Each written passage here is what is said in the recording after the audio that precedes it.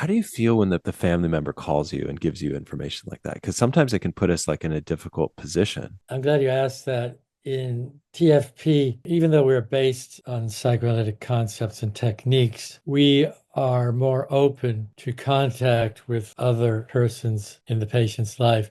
Classic analysis is the analyst or the therapist and the patient, that's like totally hermetically sealed. But with patients with severe personality disorders, in the initial evaluation, and we emphasize you have to evaluate a person and discuss that the nature of the treatment will be and what the conditions of the treatment will be. You have to have all of that in place before you begin the therapy. Part of that assessment in our practice increasingly involves bringing in the parents if it's a young person who's very dependent on the parents, or the partner if it's somebody who's living with somebody or very close Mm, to. And why do we do that? We do that because, first of all, most people don't understand personality disorders. mm. Most people, and I think this is a problem with American psychiatry, most people I just think so think too. about, yeah, most people just think about symptom disorders.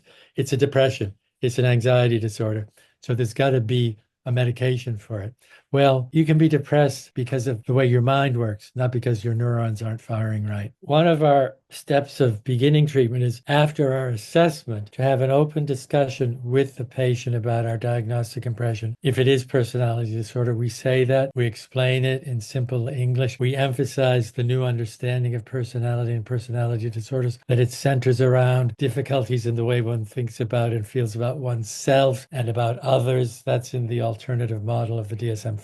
And then we bring in the family with the patient present and we have the same discussion. Why do we do that? So first of all, they won't have unrealistic expectations that there's just a medication that hasn't been tried yet, or ECT or TMS or something like that. And secondly, because there's a common misconception that you can't expect much from a person with a personality disorder. And we don't find that to be true.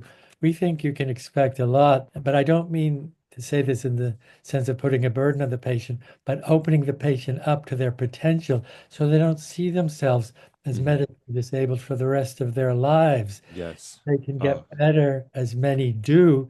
They can have a much more productive life. I think that's so important because people think personality disorder, you have this for life. And I think that a lot of people with BPD or borderline level functioning, they take on illness as Yeah. a narrative about themselves. And then what you're challenging is that identity of illness. Yeah. And like, I am an ill person. I will always be an ill person, Yeah. which is why I've turned so many people from bipolar to unipolar and personality disorder, because there is hope, right? Yeah. You don't need to be on medication your whole life. If you have a personality disorder, actually, the new standard with the APA, American Psychiatric Association, medication isn't going to treat borderline personality disorder. It may treat some of the comorbid issues, but not actually borderline personality disorder. That's the most important message from this whole discussion. I hope your viewers have stayed with us long enough to hear what you just said.